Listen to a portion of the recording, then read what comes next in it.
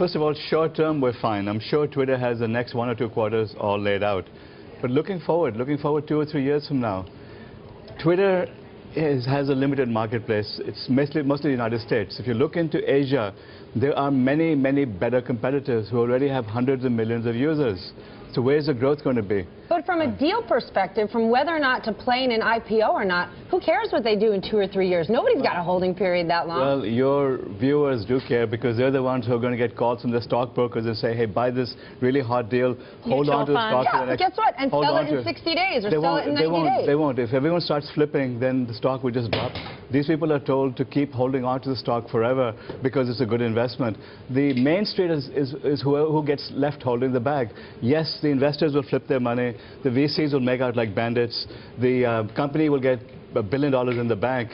The public are going to be the losers, and that's what always happens when you create this hype, when you have these mini bubbles. But hold on, when I think about the Facebook deal, people said it was a disaster for retail investors. But if they held on, this isn't 2 or 3 years, they've already won. I know people who bought at the peak, and then they lost so much money that they were depressed, they sold out on it. They've lost their life savings, okay? Then maybe those people shouldn't be investing. Investing is a big boy's game. Well, but it's Main Street. The big boys cash in and cash out very rapidly. It's always Main Street that gets left holding the bag. These people are told that investing is a long-term game. But if you think you're only going to win, then you shouldn't invest to begin with. That's what they're told.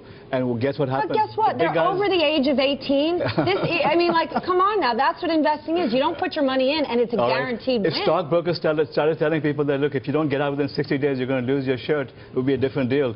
What the message that Main Street gets is investment is a long-term deal. Hold on to the stocks. Be patient, and you'll get your money back. Okay, well, you could be talking about any stock right now. Let's talk about Twitter, and specifically with Dick Costolo. What sparked this little beef that you guys had? I pointed out something very obvious, that when you look at the board, when you look at the management team, when you look at the investors, it's all white men. Okay, where are the women? Well, they've been criticized for this before, but why does that matter in terms of actually running the business? They seem to be doing a good job. When they're a private company, when they're a private, it can be a boys' club, no worries. When they're public, they have to look like the people who are investing in them. They have to now represent the public, which means you have to have diversity on the board, which also means it's also good for the investors because these people don't understand their markets. Listen, as an American, as a businesswoman, I agree with you wholeheartedly. When I look at Twitter, 5 of the top 10 most followed people, Rihanna, Taylor Swift, Lady Gaga, they're women. But as an investor, if I want to buy a hot deal, I don't actually think it's going to matter next Thursday whether a girl sits on their management committee, their board, or anywhere in the executive suite. It's about buying a deal that goes up. I want to make money before year end. If you're looking only at that deal, only at the IPO, no worries. If you're looking at long term, if you're looking at where Twitter is going to be 2 years from now, lots of reason to worry because they are out of touch with their consumer base. There are more women using Twitter than men right now. The largest growing group is African American.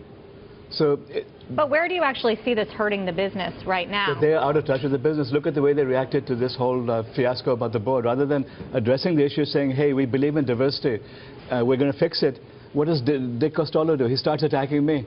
And I've written several articles about it. I'm also not, pushover. I write for the Wall Street Journal, Washington Post. I wrote for You're the real deal, brother. Absolutely. and I demanded an apology.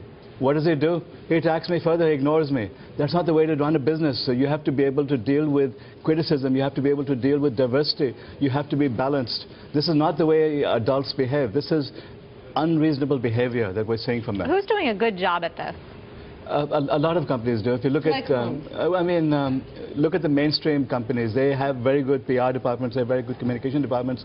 They know how to manage investors. Almost all the long-term companies which survive do it. These young boys who come out of Silicon Valley. But hold on. Tell me some companies that have true diversity on their boards who are doing it right, who are good investors. In Silicon Valley, Autodesk, for example, has diversity. Autodesk has good diversity. Is that a publicly traded company? Publicly traded company. How does the stock perform? I don't know. I mean, frankly... So, I want to make the argument to viewers, here's why Twitter doesn't make sense as an investment. Here's their board representation. Give me an example of a company that is doing it right, what about they can Facebook? invest in. Facebook had ups and downs. I was critical about their initial pricing. They seem to be back on track. Now they've added 2 women to the board. Facebook is doing it much better. Google is doing it much better.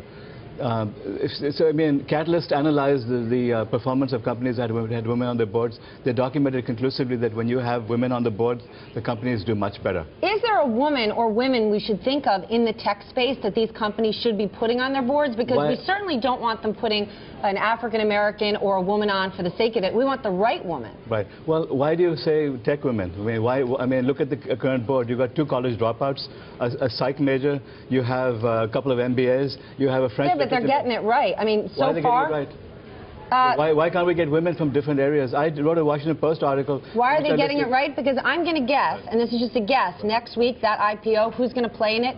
Fidelity, BlackRock, Blackstone's hedge fund. I mean, some of the smartest guys on the street and women in the street are going to invest. And they're going to make a fortune on it. So these people are...